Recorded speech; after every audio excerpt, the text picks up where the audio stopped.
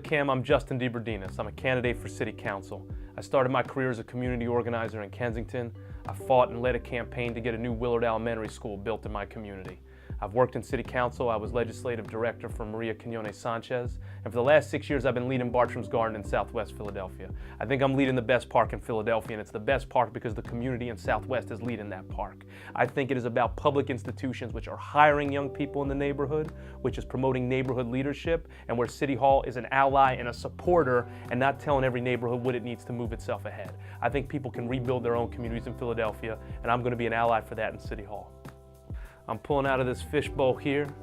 This is the broke questions. Let's see what we got. How would you address tax disparity based on income that results in lower income residents proportionally paying more in taxes than those in higher income brackets? Well, I love this question. I'm gonna have to toss this one.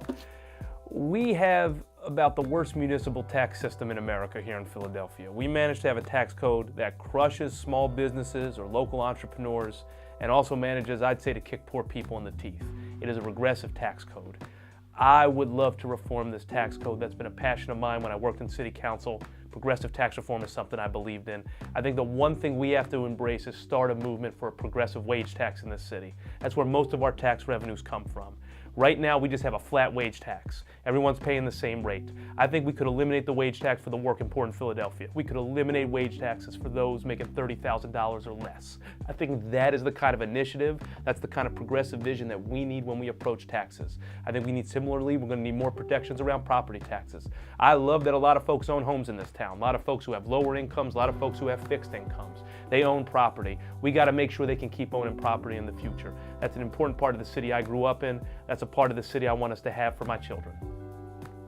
What is something you've seen change in your community? So I was born in Kensington and I grew up in the Fishtown section of Philadelphia. And it was a real different Fishtown in the 80s and 90s. So it was white on white gentrification, but it was gentrification nonetheless. Like I lived through gentrification. I can see how it has caused a community to change and develop. But this builds on what I was talking about in my last answer. It mattered that in the neighborhood I grew up in, people owned their houses. Because even if the neighborhood was changing, people had choice.